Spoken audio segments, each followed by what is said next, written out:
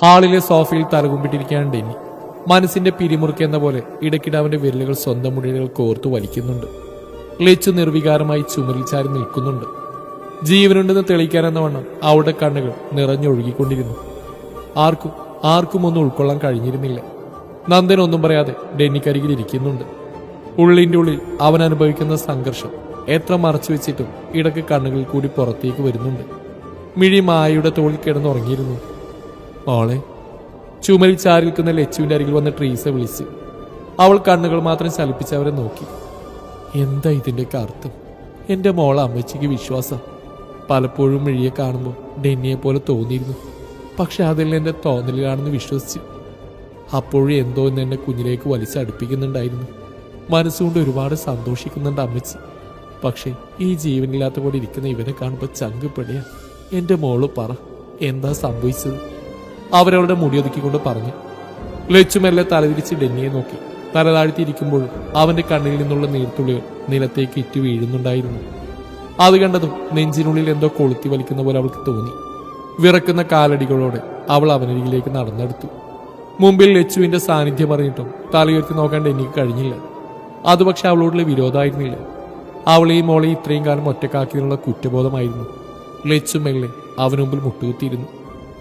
ഇച്ചായ, ചുരുട്ടി പിടിച്ച അവന്റെ കൈകളുടെ മേൽ കൈകോർത്തുകൊണ്ട് അവൾ വിളിച്ചു. അതുവരെ വിറച്ചുകൊണ്ടിരുന്ന ആ ദേഹം ആ നിമിഷത്തിൽ ശാന്തമായി. അവൻ മെല്ലെ അവളെ നോക്കി. കരഞ്ഞു കലങ്ങി അവന്റെ കണ്ണുകളും ചുവന്ന മുഖവും കണ്ട് ലച്ചുവിന്റെ കണ്ണു നിറഞ്ഞു. എനിക്കറിയില്ലായിരുന്നു വേദു, എന്നോട്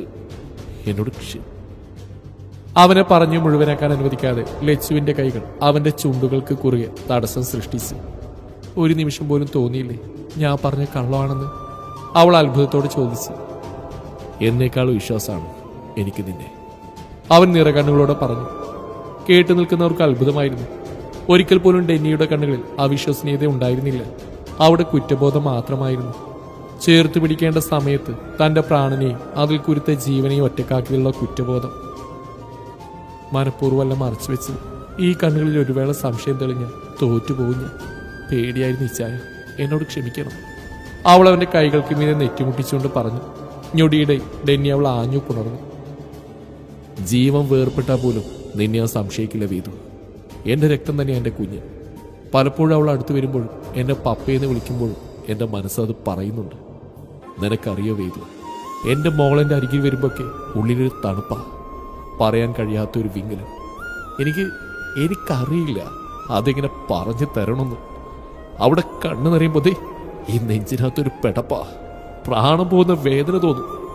ഇങ്ങനെ തൊണ്ടയിൽ നിന്ന് വെള്ളം ഇറങ്ങാത്ത പോലെ. അവിടെ ചിരി കാണുമ്പോൾ ഞാൻ എന്നെ തന്നെ മറക്കും. ഇതുവരെ അനുഭവിച്ചിട്ടില്ലാത്ത എന്തോന്ന് എന്നെ വന്ന് പൊതിയുന്ന അത്ഭുതത്തോടെ ഞാൻ നോക്കി കണ്ടിട്ടുണ്ട് വേദു. എപ്പോഴേ ഈ നെഞ്ചിൽ ചേർത്ത് പിടിക്കാൻ തോന്നും അവളെ. എന്റെ കുഞ്ഞ്, എന്റെ സ്വന്തം മോളാണ് വേദു, എന്റെ മാത്രം. അവൻ എന്തൊക്കെയോ പുലമ്പിക്കൊണ്ടിരുന്നു. ഇച്ചായ, ലച്ചു പേടിയോടെ അവനെ വിളിച്ചു. ഒന്നുമില്ലടാ, പെട്ടെന്ന് സന്തോഷം കൊണ്ട് എന്റെ മോള്. ഡെന്നി ലച്ചുവിനെ വിട്ട് മിഴിക്കരികിലേക്ക് പാഞ്ഞെടുത്തു. മായയുടെ കയ്യിൽ നിന്ന് മോളെ വാങ്ങുമ്പോൾ ആദ്യമായി അവന്റെ കൈകൾ വിറച്ചു. ആ കുഞ്ഞു നെറ്റിയിൽ ചുംബിക്കുമ്പോൾ ആദ്യമായി അവന്റെ അധരങ്ങൾ വിറകൊണ്ടു. അവൻ മിഴിയെ പൊതിഞ്ഞു പിടിച്ച് പൊട്ടിക്കരഞ്ഞു. ഡെന്നിയുടെ കരച്ചിൽ കാണാൻ കഴിയാതെ ട്രീസയിൽ ലച്ചു മുഖം പൊത്തി കരഞ്ഞു. നന്ദന്റെ കണ്ണുകളും ആ സമയം നിറഞ്ഞു. അതാ അച്ഛന്റെ സ്നേഹം കണ്ടിട്ടായിരുന്നു. മായയും പ്രഭാകരനും കണ്ണുകളൊപ്പി. ഗൗരി പതിയെ നന്ദന്റെ കയ്യിൽ കൈകോർത്ത് പിടിച്ചു. ഡെന്നിയുടെ കൈകൾ മിഴിയിലമർന്നു. അവൾ ചിനുങ്ങിക്കൊണ്ട് എഴുന്നേറ്റു. കണ്ണു തുറന്നു ഡെന്നിയുടെ നിറകണ്ണുകൾ കണ്ട് ആ കുഞ്ഞിച്ചുണ്ട് വിതുമ്പി. പപ്പേ, അവൾ വിതുമ്പലോടെ വിളിച്ചു. എന്താണ് കുഞ്ഞ? അവൻ അവളെ നോക്കി അലിവോടെ ചോദിച്ചു. പപ്പ എന്തിനാ കൈനത്? പപ്പ കഴിഞ്ഞ എനിക്ക് ശങ്കരാവും. കൈന്റെ പപ്പേ. കുഞ്ഞിക്കൈകളാൽ അവന്റെ കണ്ണു തുടച്ചിട്ട് അവൾ പറഞ്ഞു. ഇല്ലട കണ്ണ, പപ്പ കരയില്ല. പപ്പ ഇനി ഒരിക്കലും കരയില്ല. പപ്പയ്ക്ക് എന്റെ മോളെ കിട്ടിയില്ലടാ. ഇത് സന്തോഷം കൊണ്ടാവാവേ. എന്റെ കുഞ്ഞ് പപ്പയുടെ മാത്രമാണെന്ന് അറിഞ്ഞുകൊണ്ട സന്തോഷം. അവൻ കരഞ്ഞുകൊണ്ട് ചിരിച്ചു. മിഴിക്കാവൻ പറഞ്ഞു മുഴുവൻ മനസ്സിലായില്ലെങ്കിലും ഡെന്നിയുടെ പുഞ്ചിരി പതിയെ അവളിലേക്കും പകർന്നു. അവൾ അവന്റെ മുഖമാകെ ഉമ്മവച്ചു. ഉയ്യോ, ഈ പപ്പീന് താടി കുത്തുന്നു, അവൾ ചിരിങ്ങിക്കൊണ്ട് പറഞ്ഞു. അപ്പൊ നാളെ തന്നെ പപ്പ താടി പഠിക്കാം കേട്ടോ, അവൻ അവൾ നോക്കി പറഞ്ഞു. വേണ്ട, ഇപ്പൊ പപ്പനെ കാണാൻ സൂപ്പരാണ്. ഇങ്ങനെ മതി, എനിക്ക് ഇനിയും മിഠായി കിട്ടാനുള്ളതാ. അവൾ ഡെന്നിയുടെ താടിയിൽ പിടിച്ചു വലിച്ചുകൊണ്ട് പറഞ്ഞു. ആരുടെ കയ്യിൽ നിന്ന്? അവൻ സംശയത്തോടെ ചോദിച്ചു.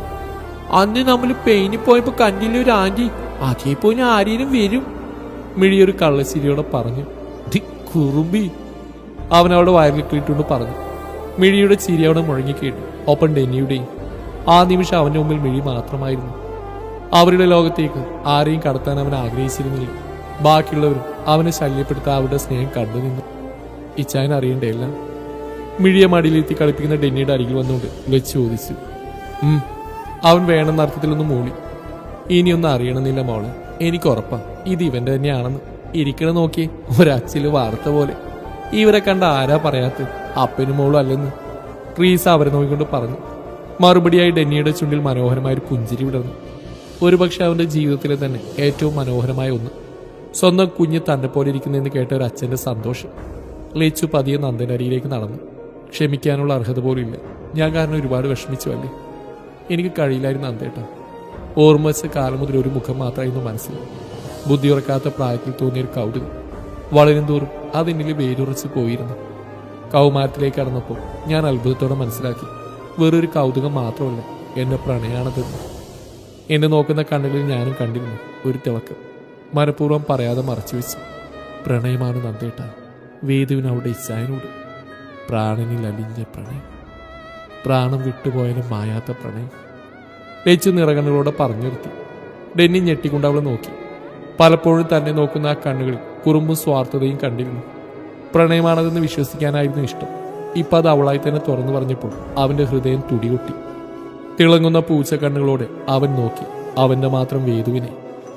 ക്ഷമ ചോദിക്കേണ്ട ഞാനാണ് ലിച്ചു. അറിയാതെയാണെങ്കിലും നിങ്ങളുടെ ഇടയിൽ വന്നതിന്. നിങ്ങളെപ്പോലെ പരസ്പരം സ്നേഹിക്കാൻ ആർക്കും കഴിയില്ല. ഒരിക്കലും നിങ്ങളുടെ ജീവിതത്തിലൊരു വില്ലനായിട്ട് ഞാൻ വരില്ല. കാരണം നിങ്ങൾ രണ്ടുപേരും എൻ്റെ പ്രാണനാണ്. ഇതിലൊരാൾ വിഷമിച്ചാൽ പോലും എൻ്റെ ചങ്ക് പെടയും. ഇപ്പോൾ ഒരുപാട് സന്തോഷിക്കുന്നുണ്ട് ഞാൻ. നിങ്ങൾ തന്നെയാ ചേരേണ്ടത്. നന്ദനൊരു പുൻസിരിയോടെ പറഞ്ഞു നിർത്തി. നന്ദ, ഡെന്നി പതിയെ വിളിച്ചു. ഓടാ, ക്ഷമ ചോദിച്ച് കൊളാക്കാൻ നിൽക്കണ്ട. നിനക്ക് ആ ഭാവം തീരെ ചേരില്ല. അതുകൊണ്ട് തൽക്കാലം അതിനെപ്പറ്റി മോൻ ചിന്തിക്കണ്ട, കേട്ടല്ലോ. നന്ദൻ അവനെ പുറത്തടിച്ചുകൊണ്ട് പറഞ്ഞു. ഡെന്നി അവനെ കെട്ടിപ്പിടിച്ചു. എല്ലാ തവണയും പോലെ ഇത്തവണയും മിഴിമോൾ ഇടയിൽപ്പെട്ടു. പപ്പി ശ്വാസമുറ്റുന്നു. മിഴി വലിയ വായിൽ അലറി. അത് കേട്ടതും ഒരു ചിരിയോടെ അവർ അകന്നു മാറി.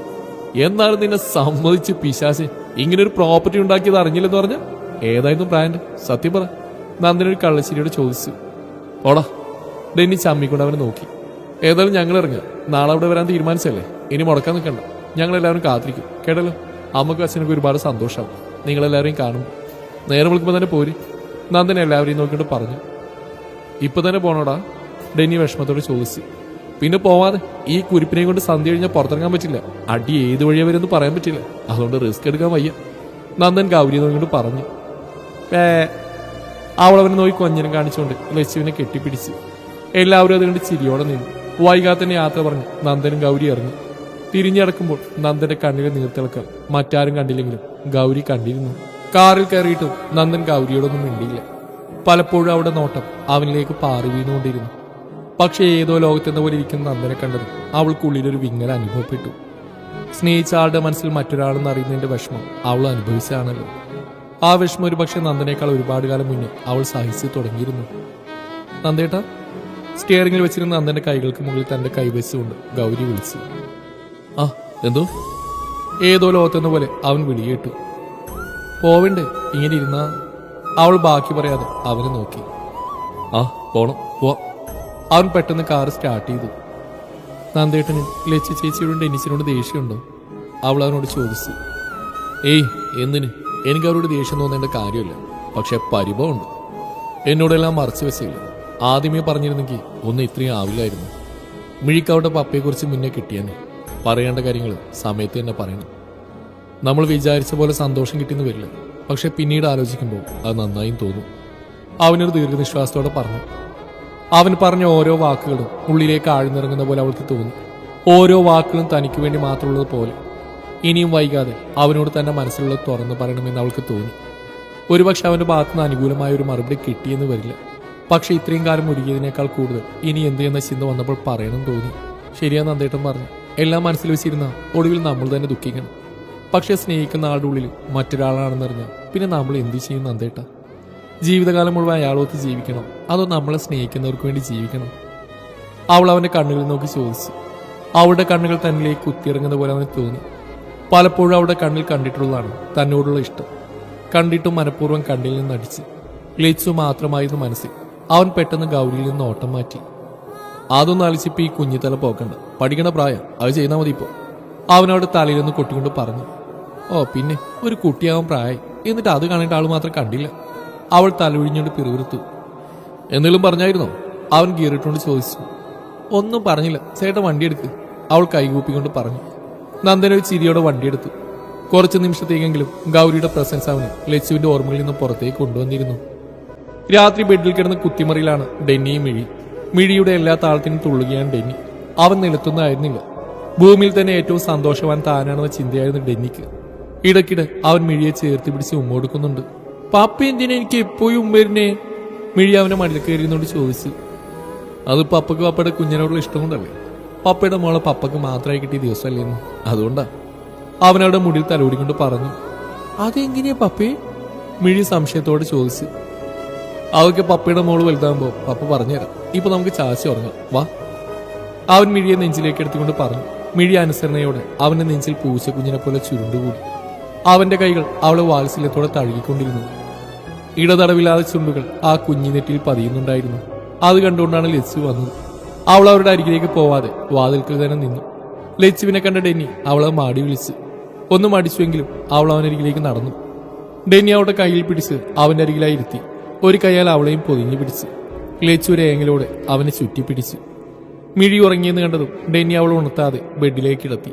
പുതപ്പ് കഴുത്തുവരിട്ട് ഒന്നുകൂടി ആ കവിളിൽ മുത്തി അവൻ എഴുന്നേറ്റു. ലച്ചുവിനെ നോക്കി അവൻ ബാൽക്കണിയിലേക്ക് നടന്നു. കണ്ണുകൾ തുടച്ച് അവളും അവന് പുറകെ നടന്നു. ബാൽക്കണിയിൽ പുറംതിരിഞ്ഞു നിൽക്കുന്ന ഡെന്നിക്കരികിലായി ലച്ചുവും നിന്നു.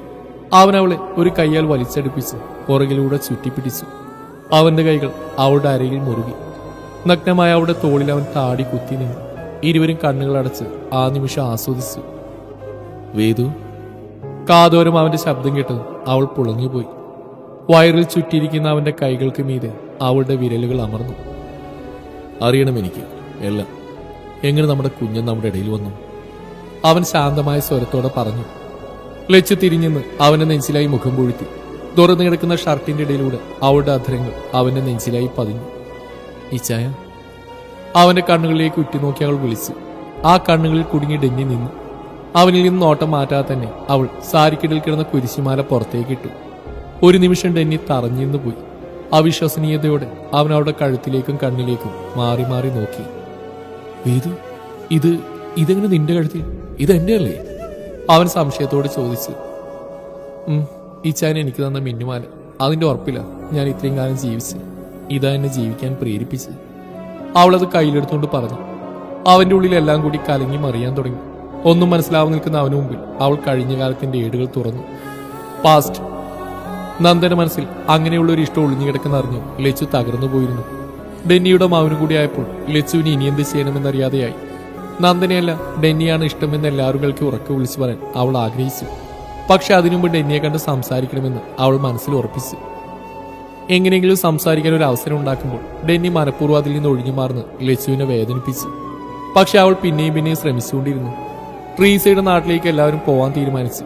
ഡെന്നി ഓരോ തിരക്കുകൾ പറഞ്ഞ് ഒഴിഞ്ഞു മാറി. ബാക്കിയുള്ളവർ പോവാൻ തീരുമാനമായി. ലച്ചു, എന്ത് ഇരിപ്പായത്? നീ വരുന്നില്ലേ? ഞങ്ങൾക്ക് റെഡിയായി. ഇറങ്ങാൻ നേരമായപ്പോൾ ഭദ്രവളൊന്ന് വിളിച്ചു. ഞാനില്ലമ്മേ, എനിക്ക് നല്ല തലവേദന. ഇനി ചുരം കയറി വരുമ്പോൾ കൂടും, ഒട്ടും വയ്യ. അവൾ തലയിൽ കൈവച്ചുകൊണ്ട് പറഞ്ഞു. അത് കേട്ടുകൊണ്ടാണ് മാധവൻ വന്നത്. എന്താടാ വാവേ, അച്ഛന്റെ മോൾക്ക് എന്താ പറ്റിയത്? മാധവൻ അവിടെ തലയിൽ തലോടിക്കൊണ്ട് ചോദിച്ചു. അവൾ അയാളുടെ നെഞ്ചിലേക്ക് മുഖം പൂഴ്ത്തി. വയ്യ അച്ഛൻ, തലവേദന എടുക്കുന്നു, ഞാൻ വരുന്നില്ല. അവൾ സിനിങ്ങിക്കൊണ്ട് പറഞ്ഞു. അയ്യോ, ഇനിയിപ്പോ എന്തു ചെയ്യും? അവരോട് വരാമെന്നും പറഞ്ഞു. ഭദ്ര പറഞ്ഞു. അത് സാറില്ല, നിങ്ങൾ പോയിട്ട് വാ, നാളെ തന്നെ വരില്ല, ഞാനിവിടെ നിന്നോളാം. അവൾ എഴുന്നേറ്റിരുന്നോണ്ട് പറഞ്ഞു. പിന്നെ നിന്നെ ഒറ്റക്കാക്കി പോയാൽ ഞങ്ങൾക്ക് സമാധാനം ഉണ്ടാവുമോ? ഭദ്ര അവിടെ അരികിലിരുന്നോണ്ട് ചോദിച്ചു. ഒറ്റക്കൊന്നല്ലല്ലോ, അപ്പുറത്ത് ഡെന്നില്ലേ, അവൾ അവിടെ പോയി നിന്നോളൂ, താൻ ടെൻഷനാവണ്ട. മാധവൻ സമാധാനിപ്പിച്ചു. ലച്ചു ഭദ്രയെ നോക്കി. ഭദ്രയും തലകുലുക്കി സമ്മതം അറിയിച്ചു. അവരെല്ലാവരും ഇറങ്ങിയപ്പോൾ തന്നെ ലച്ചു വാതിൽ പൂട്ടി കളത്തിങ്ങിലേക്ക് പോയി. ഏറെ വൈകിട്ടും ഡെന്നി എത്തിയിരുന്നില്ല. പലതവണ അവന്റെ ഫോണിലേക്ക് ലച്ചു വിളിച്ചു നോക്കിയെങ്കിലും അവൻ എടുത്തില്ല. ഇരുട്ടായതും അവൾക്ക് പേടിയായി. പക്ഷെ എന്തോന്നാലും ഇന്ന് ഡെന്നിയോട് സംസാരിക്കണമെന്ന് അവൾ ഉറപ്പിച്ചു. മഴ കൂടി പെയ്തോടെ അവൾ പേടിയോടെ അകത്തേക്ക് കയറി. സോഫയിൽ കാല് കയറ്റി വെച്ച് അവൾ വഴിയിലേക്ക് നോക്കിയിരുന്നു. ആ ഇരിപ്പിൽ ലിച്ചു എപ്പോഴും ഉറങ്ങിപ്പോയി. മഴ മുഴുവൻ നനഞ്ഞ് ഡെന്നിയുടെ ബുള്ളറ്റ് മുറ്റത്തേക്ക് ഒരു ഇരമ്പലോടെ വന്നു നിന്നു. അവന്റെ കാലുകൾ നിലത്ത് ഉറച്ചിരുന്നില്ല. കണ്ണുകൾ ചുവന്ന് കലങ്ങിയിരുന്നു. നെറ്റിയിലേക്ക് വീണ് കിടക്കുന്ന നനഞ്ഞ മുടികൾ ഒതുക്കാൻ പോലും മെനക്കെടാതെ അവൻ വിറക്കുന്ന കാലടികളോടെ അകത്തേക്ക് കയറി. പലപ്പോഴും അവൻ വീഴാൻ പോയിരുന്നു. അപ്പോഴെല്ലാം അവന്റെ ചുണ്ടുകൾ അവ്യക്തമായി വേദു എന്ന് മൊഴിഞ്ഞുകൊണ്ടിരുന്നു. തുറന്നു കിടക്കുന്ന വാതിലൂടെ അവൻ അകത്തേക്ക് കയറി. ഡോറടച്ച് കുറ്റിയിട്ട് തിരിഞ്ഞപ്പോഴാണ് സോഫയിൽ ചുരുണ്ടുകൂടി കിടക്കുന്ന ലച്ചുവിനെ കണ്ടത്. അവളെന്ന മായാലോകത്തിൽ പെട്ടുപോയ ഡെന്നി ഒരു പുഞ്ചിരിയോടെ അവളുടെ അരികിലേക്ക് ചൂട് വെച്ചു. മുട്ടുകുത്തി അവൾക്ക് നേരെ ആയിരുന്നുകൊണ്ട് അവൻ അലിവോടെ അവളുടെ മുഖത്തേക്ക് നോക്കി. നിഷ്കളങ്കമായി കണ്ണുകൾ അടച്ചു കിടക്കുന്ന അവളെ കണ്ട് അതുവരെ ഉള്ളിൽ അടക്കി വെച്ചിരുന്ന അവളോടുള്ള സ്നേഹം മുഴുവൻ പുറത്തേക്ക് വന്നു. വേദു, അവൻ അവളുടെ മുഖത്തിന് നേരെയായി വന്ന് വിളിച്ചു. അവന്റെ സാമീപ്യം അറിഞ്ഞതും അവൾ കണ്ണുകൾ വലിച്ചു തുറന്നു. തൊട്ടരികിലിരിക്കുന്ന ഡെന്നിയെ കണ്ടതും അവൾ പെട്ടെന്ന് ഞെട്ടി എഴുന്നേറ്റു. അവൾ എഴുന്നേൽക്കാൻ സമ്മതിക്കാതെ ഡെന്നി താഴെ ഇരുന്നുകൊണ്ട് തന്നെ അവളുടെ മടിയിലേക്ക് കിടന്നു. വേദൂസേ, അവൻ കണ്ണുകൾ ഉയർത്തി അവളെ നോക്കി. ആ കണ്ണുകളിലെ ഭാവം അവൾക്ക് പരിചയമില്ലായിരുന്നു. ഈ ചായ കുടിച്ചിട്ടുണ്ടോ? അവൾ നെറ്റി വിളിച്ച് അവൻ നോക്കിക്കൊണ്ട് ചോദിച്ചു. ഇല്ല. അവൻ കണ്ണുകൾ ഇറുക്കിയടച്ച് കുഞ്ഞുങ്ങളെപ്പോലെ തല അങ്ങോട്ടും ഇങ്ങോട്ടും ചലിപ്പിച്ചുകൊണ്ട് പറഞ്ഞു. മൂക്കറ്റും കുടിച്ചു വന്നിട്ടില്ലാന്ന്. ഇത് എപ്പത്തോട്ട് തുടങ്ങി ഈ ശീലം? അവൾ അവന്റെ തല മടിയിൽ നിന്ന് മാറ്റി വെച്ചുകൊണ്ട് എഴുന്നേറ്റു. പോവല്ലേ വേദു, ഞാൻ ഒറ്റക്കാവും, എന്നെ വിട്ട് പോവല്ലേ? അവളുടെ പുറകിൽ കൂടി കെട്ടിപ്പിടിച്ച് തോളിൽ താടി വെച്ചുകൊണ്ട് അവൻ പറഞ്ഞു. ലച്ചു തരിച്ചു നിന്നു. അവൾ മെല്ലെ അവന്റെ കൈ പിടിപ്പിക്കാൻ നോക്കി. പക്ഷേ അവൻ അവൾ വിടാതെ ഉടുമ്പടക്കം കെട്ടിപ്പിടിച്ചു. ലച്ചു എന്ത് ചെയ്യണമെന്നറിയാതെ ഒരു നിമിഷം തരിച്ചു നിന്നു. ഈ ചായ വിട്ട് എന്താ ഇത്? അവൾ വിറച്ചുകൊണ്ട് പറഞ്ഞു. വീടില്ല. അവളെ കൂടുതൽ തന്നിലേക്ക് ചേർത്ത് പിടിച്ചുകൊണ്ട് അവൻ പറഞ്ഞു. തീച്ചായ കളിക്കല്, ഇങ്ങോട്ട് വന്നേ. അവൾ അവന്റെ കയ്യിൽ പിടിച്ചു വിളിച്ചുകൊണ്ട് പറഞ്ഞു. എങ്ങോട്ടാ? അവൻ കൊഞ്ചിക്കൊണ്ട് ചോദിച്ചു. തലയിൽ കൂടി വെള്ളം കോരിയിരിക്കാൻ, ഒന്ന് തണുക്കട്ടെ, അപ്പൊ കുറച്ച് ബോധം വരും. അവൾ കെറിവിച്ചുകൊണ്ട് പറഞ്ഞു. എന്നെ വിട്ട് പോവില്ലെന്ന് പറ, അപ്പൊ ഞാൻ വരാം. അവനവളുടെ ധാവണത്തുമ്പിൽ പിടിച്ചു വലിച്ചുകൊണ്ട് പറഞ്ഞു. ഇച്ചായനെ വിട്ട് വേദനയുടെ ജീവിതമില്ല ഇച്ചായ, ഞാനെങ്ങും പോവില്ല. അവൾ അവന്റെ കണ്ണുകളിലേക്ക് ഉറ്റുനോയിക്കൊണ്ട് പറഞ്ഞു. ലച്ചുവിന്റെ നിറഞ്ഞ കണ്ണുകൾ കണ്ടതും അവൻ പരിഭ്രമത്തിൽ ഓടിയെടുത്തു. എന്തിനാ എന്റെ വേദു കരയുന്നു? ഈ കണ്ണ് നിറഞ്ഞാൽ നിന്റെ ഇച്ചായന് സഹിക്കില്ല പെണ്ണെ. ജീവൻ പോകും എന്റെ പ്രാണനാ പെണ്ണെ. നീ എന്റെ ഓർമ്മ വെച്ച കാലം മുതൽ ഈ ചങ്കല് കൊണ്ട് നടക്കുന്ന നിന്നെ എന്റെ ആണെന്ന ഉറപ്പിലാണ് അന്ന് കുളത്തിൽ വെച്ച് നിന്നെ ചേർത്ത് പിടിച്ചത്. എന്നെ വിട്ട് പോവല്ലേ വേദു, മരിച്ചു പോകും ഞാൻ. അവൻ അവളുടെ മുഖം കൈക്കുമ്പിളിൽ കോരിയെടുത്ത് തുരുതുരെ ചുംബിച്ചു. ലച്ചു തറഞ്ഞു നിന്ന് പോയി. അവൾ അനങ്ങാതെ അവന്റെ കൈക്കുള്ളിൽ നിന്നു. പിന്നെ എന്തിനാ എന്നെ നന്ദേട്ടന് കൊടുക്കാന്ന് പറഞ്ഞ് അവൾ പരിഭവത്തോട് ചോദിച്ചു. പെട്ടെന്ന് വന്ന് പറഞ്ഞപ്പോ എനിക്ക് എന്താ ചെയ്യേണ്ടെന്ന് അറിയാതെയായിപ്പോയി. പേടിയായിരുന്നു നിന്റെ മുഖത്ത് നോക്കാൻ. ഉള്ളിൽ ഞാൻ മറച്ചു വെച്ചെല്ലാം പുറത്തേക്ക് വരുമെന്ന പേടി. അവൻ അവളുടെ നെറ്റിയിൽ നെറ്റിമുട്ടിച്ചുകൊണ്ട് പറഞ്ഞു. എനിക്ക് വേറെ ആരും വേണ്ട, ഇച്ചായ മതി. എന്റെ ഇച്ചായന്റെ മാത്രമായ മതി, ഇച്ചായന്റെ മാത്രം വേദു. അവൾ അവന്റെ മൂക്കിൻ തുമ്പിൽ ചുംബിച്ചുകൊണ്ട് പറഞ്ഞു. എന്റെ നീ എന്റെ മാത്രം, വിട്ടുകൊടുക്കില്ല ഞാൻ ആർക്കും. അവൻ അവളുടെ കണ്ണുകളിലേക്ക് നോക്കി പറഞ്ഞുകൊണ്ട് അവളുടെ അധരങ്ങളിലേക്ക് ആഴ്ന്നിറങ്ങി. ലച്ചു പെരുവിരലിൽ ഉയർന്നു പൊങ്ങി. മദ്യത്തിന്റെ രുചി അവളുടെ നാവിൽ അലിഞ്ഞു ചേർന്നു. ഒന്ന് പിടഞ്ഞു നോക്കിയെങ്കിലും അവൻ അതിനനുവദിക്കാതെ അവളെ കൂടുതൽ തന്നിലേക്ക് ചേർത്ത് വരിഞ്ഞു മുറുക്കി. മേൽച്ചുണ്ടും കീഴ്ച്ചുണ്ടും മാറി മാറി നുണയുമ്പോൾ അവളുടെ കൈകൾ ഒരു ആശ്രയത്തിനെന്ന വണ്ണം അവന്റെ മുതുകിൽ അമർന്നു. അവന്റെ കൈകൾ ധാവണിക്കിടയിലൂടെ അവളുടെ വയറിലേക്ക് അരിച്ചിറങ്ങി. ലച്ചു ഞെട്ടിക്കൊണ്ട് അവനിൽ നിന്ന് അകന്നു മാറാൻ ശ്രമിച്ചു. പക്ഷെ അവന്റെ കരുത്തിനു മുമ്പിൽ അവൾ തളർന്നുപോയിരുന്നു. തളർന്നു തന്നിലേക്ക് വീണ് അവളെ ചേർത്ത് പിടിച്ച് അവൻ അവളുടെ ചുണ്ടുകളെ ആവോളം നുകർന്നു. പതിയെ അവളുടെ കൈകൾ അവനിൽ നിന്ന് ഊർന്നു വീണു. തന്റെ ചുംബനത്തിന്റെ ചൂടിൽ തളർന്നുവാടിയ ലച്ചുവിനെ ഡെന്നി തന്റെ കൈകളിൽ കോരിയെടുത്തു. പെട്ടെന്നുള്ള അവന്റെ പ്രവൃത്തിയിൽ ലച്ചു ഞെട്ടിപ്പോയിരുന്നു. ഹിച്ചായ, എന്തീ കാണിക്കുന്നേ? എന്നെ താഴെടുക്ക്, എവിടെ കൊണ്ടുപോവാ? ലച്ചു അവന്റെ കയ്യിൽ കിടന്ന് കുതിരി. അനങ്ങാതെ കിടക്ക് പെണ്ണേ, അല്ലേ തന്നെ നിന്റെ ഇച്ഛായനെന്ന് ലക്കില്ലാത്ത. ഇനി നീ കിടന്ന് കുതിരിയാൽ രണ്ടും കൂടി താഴെ കിടക്കും, വേണോ? അവളെ താഴെ ഇടാൻ പോകുന്നവരെ കാണിച്ച് അവൻ ചോദിച്ചു. ലച്ചു പേടിച്ച് കണ്ണുകൾ ഇറുക്കി അടച്ചു. അവളുടെ കൈകൾ അവന്റെ മേൽ മുറുകി. വേണ്ട. അവൾ അവന്റെ കഴുത്തിലേക്ക് മുഖം പൂഴ്ത്തിക്കൊണ്ട് പറഞ്ഞു. അതെന്താ വേണ്ടാത്തത്? ഡെന്നി അവളുടെ ചെവിയിൽ നാവുകൊണ്ട് തഴുകി. ഇച്ചായ. അവന്റെ പ്രവൃത്തിയിൽ ലച്ചു വിറച്ചു. അവിടെ ആ വിളി അവന്റെ സിരകളെ ചൂട് പിടിപ്പിച്ചു. ഉള്ളിലെ മദ്യം അവനിലെ ആ ചൂടിന് ആക്കം കൂട്ടി. ആ നിമിഷം അവന്റെ മുമ്പിൽ അവന്റെ വേദു മാത്രമായിരുന്നു. അവനവളുടെ കണ്ണുകളിൽ നോക്കിക്കൊണ്ട് തന്നെ മുകളിലേക്കുള്ള പടികൾ കയറി. ലച്ചു അവന്റെ കണ്ണുകളിലെ പ്രണയത്തിൽ കുരുങ്ങി അവന്റെ കയ്യിൽ അനങ്ങാതെ കിടന്നു. ഡെന്നി അവളെ മെല്ലെ തന്റെ ബെഡിലേക്ക് ചായച്ച് കിടത്തി. അപ്പോഴാണ് ലച്ചുവിന് ചുറ്റുള്ളതിനെപ്പറ്റി ബോധം വന്ന്. അവൾ ഞെട്ടിക്കൊണ്ട് എഴുന്നേൽക്കാൻ ശ്രമിച്ചു. പക്ഷേ അതിനനുവദിക്കാതെ ഡെന്നി അവളുടെ മേലേക്ക് അമർന്നിരുന്നു. അവളുടെ കഴുത്തിൽ മുഖം പൂഴ്ത്തി വയറിലൂടെ കൈ ചുറ്റി അവൻ കണ്ണുകൾ അടച്ചു കിടന്നു. ലച്ചു ശ്വാസമെടുക്കാൻ പോലും മറന്നു കിടന്നു. എഴുന്നേറ്റു മാറണമെന്ന് ബുദ്ധി പറയുമ്പോൾ അതിനനുവദിക്കാതെ ശരീരവും മനസ്സും അവനിൽ അടിമപ്പെട്ടു പോയിരുന്നു.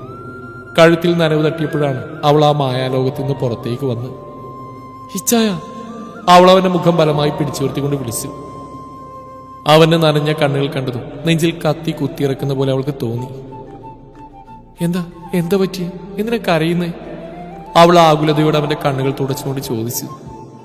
എന്നെ വിട്ട് പോവല്ലേ വേദു, നീ ഇല്ലാതെ ഒരു നിമിഷം പോലും എനിക്ക് കഴിയില്ല പെണ്ണെ. എന്നെ വിട്ട് പോവല്ലേ പ്ലീസ്. അവൻ അവളുടെ മുഖത്തേക്ക് നോക്കി കെഞ്ചി. അവനിലെ ആ ഭാവം അവൾക്ക് പുതിയതായിരുന്നു. ഇല്ല ഇച്ചായ, ഇച്ചാൻ വിട്ട് ഇച്ചായന്റെ വേദി എവിടെയും പോവില്ല. ഈ കഴുത്തിൽ ഇച്ചായന്റെ കൈകൊണ്ടുള്ള മിന്നുമാല എന്റെ മരണം വരെ വേണം. അതുണ്ടെങ്കിൽ മാത്രമേ ഞാൻ പൂർണ്ണയാവുകയുള്ളൂ. അവൾ അവന്റെ നെറുകിൽ അരുമയായി മുത്തിക്കൊണ്ട് പറഞ്ഞു. കഴുത്തിൽ മിന്നുമാല വന്നാ നീ എന്റേതാവൂ? അവൻ കൊച്ചുകുട്ടികളെ പോലെ ചോദിച്ചു. ആകും. ഇപ്പോഴും ഇച്ചായന്റെയാണ്. പക്ഷെ ആ മാലയുടെ ഉറപ്പുകൂടി വേണം നമുക്ക്. അവൾ അവന്റെ മുഖം കൈക്കുമ്പിളിൽ കോരിയെടുത്തുകൊണ്ട് പറഞ്ഞു. ഡെന്നി പെട്ടെന്ന് അവളിൽ നിന്ന് നടന്നു മാറി എഴുന്നേറ്റിരുന്നു. ലച്ചു അവൾ എഴുന്നേറ്റാണ്ട് നേരെയിരുന്നു. തന്റെ കഴുത്തിൽ കിടക്കുന്ന കുരിശുമാല ഊരി കയ്യിലെടുത്തു. ലച്ചു അവനെന്താണ് ചെയ്യുന്നതെന്ന് മനസ്സിലാവാതെ ഇരുന്നു. കയ്യിൽ പിടിച്ച മാലയിലേക്കും ലച്ചുവിന്റെ മുഖത്തേക്കും മാറി മാറി നോക്കി പുഞ്ചിരിച്ചുകൊണ്ട് അവനത് അവളുടെ കഴുത്തിൽ അണിയിച്ചു. ലച്ചു തറഞ്ഞിരുന്നു പോയി. അവളുടെ കണ്ണുകൾ നിറഞ്ഞു തുളുമ്പി. തന്റെ കഴുത്തിൽ കിടന്ന് മിന്നുന്ന ആ കുരിശിലേക്ക് അവൾ നോക്കി. ഇപ്പൊ നീ എന്റെ പെണ്ണാവേതു, എന്റെ ഭാര്യ, എന്റെ മാത്രം.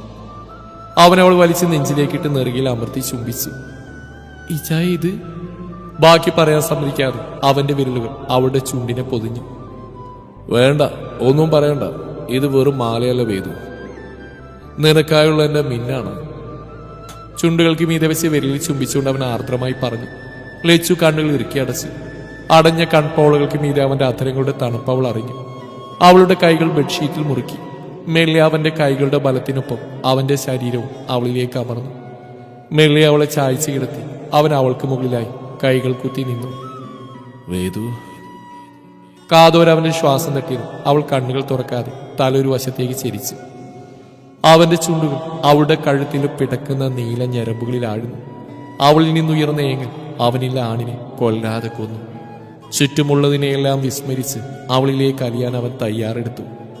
ദന്തങ്ങൾ മുറിവേൽപ്പിച്ചിടത്ത് അധരങ്ങൾ മരുന്നു നൽകി. അധരങ്ങൾക്ക് കൂട്ടായി നാവും എത്തിയപ്പോൾ ലച്ചു പൊളഞ്ഞുകൊണ്ട് ഉയർന്നു പൊങ്ങി. അധരങ്ങളുടെ ദിശ മാറി ഒടുവിൽ അത് അവളുടെ പനിനീർ തളങ്ങളുമായി കോർത്തു. ഒരു ദീർഘ ചുംബനത്തിന് ശേഷം അവൻ വേർപെട്ടപ്പോൾ അവൾ എല്ലാത്തരത്തിലും അവനെ സ്വീകരിക്കാൻ തയ്യാറായിരുന്നു. മനസ്സും ശരീരവും അവനായി മാത്രം കൊതിച്ചിരുന്നു. തന്നിൽ മുറുകുന്ന അവളുടെ കൈവിരലുകളുടെ താളത്തിൽ നിന്നും ആ ഹൃദയമിടിപ്പിന്റെ താളവും അവൻ അറിഞ്ഞു. അവന്റെ വിരലുകൾ അവളുടെ ദേഹത്ത് ഇഴഞ്ഞു നടന്നു. മാറിലും വയറിലുമായി ദന്തങ്ങൾ ക്ഷതമേൽപ്പിച്ചു.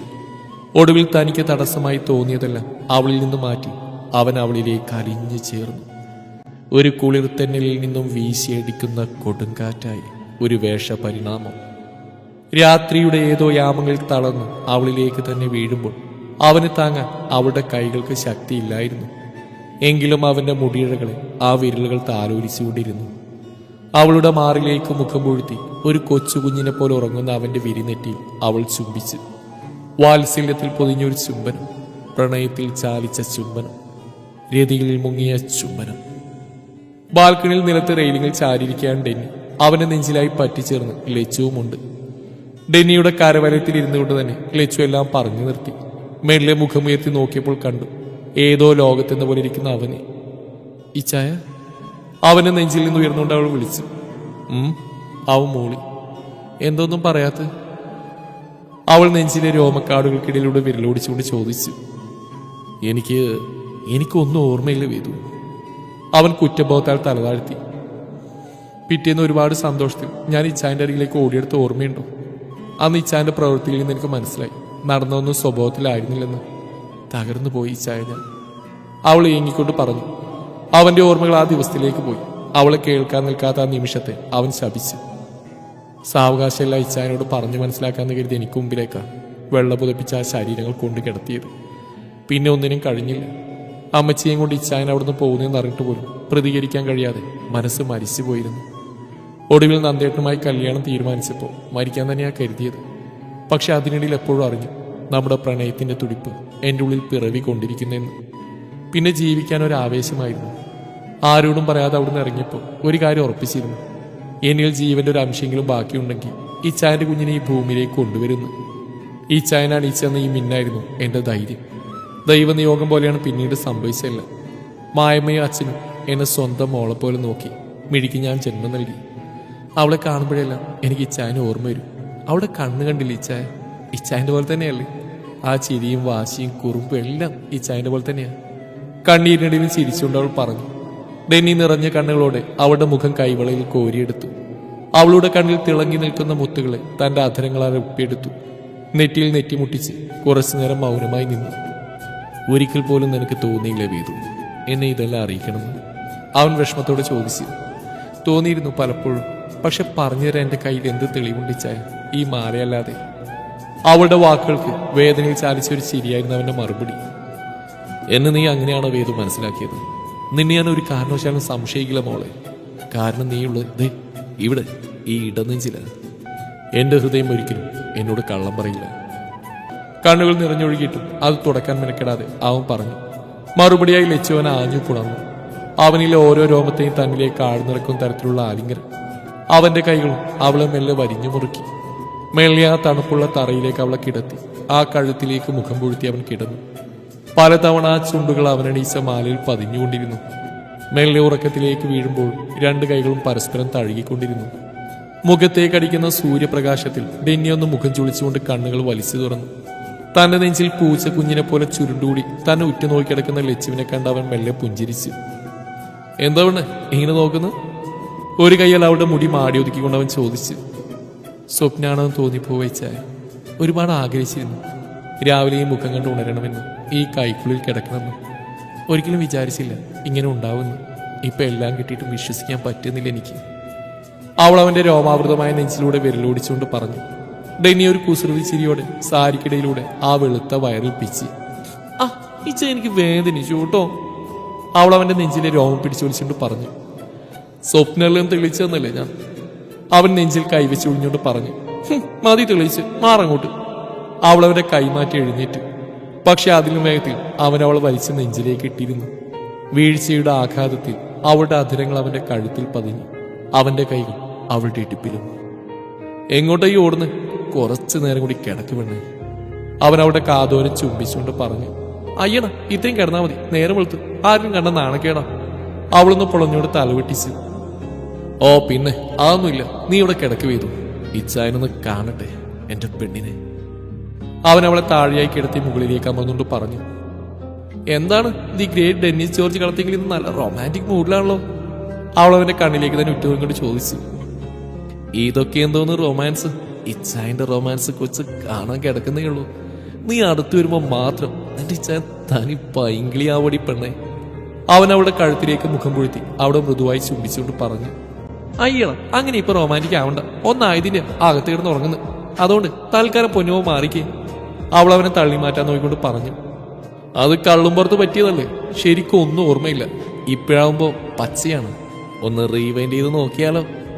അവൻ അവളിൽ നിന്ന് വിട്ട് മലർന്നു കിടന്നുകൊണ്ട് തല മാത്രം ചിരിച്ച് അവൾ നോക്കി ചോദിച്ചു. മോഷണത്തരം പറയാതെ എഴുന്നേൽക്കാൻ നോക്കി ചായ. അവൾ അവന്റെ താഴിൽ പിടിച്ചൊളിച്ചുകൊണ്ട് എഴുന്നേറ്റ് ഓടി. അവനൊരു ചിരിയോടെ അവളുടെ പുറകെ ഓടി. ലച്ചൊരു പൊട്ടിച്ചിരിയോടെ അവന് പിടികൊടുക്കാതെ കുതിരി മാറിക്കൊണ്ടിരുന്നു. അവൾ റൂമിൽ കയറി വാതിലടക്കാൻ നോക്കിയെങ്കിലും അവൻ അകത്തേക്ക് കയറിയിരുന്നു. അവളെ നോക്കി ഒരു കള്ളച്ചിരിയോടെ താടി ഒഴിഞ്ഞ് മീശ പിരിച്ചുകൊണ്ട് അവൻ ഡോറടിച്ച് കുറ്റിയിട്ടു. അവന്റെ കണ്ണുകളിലെ വശ്യതയിൽ അവൾ പതറി.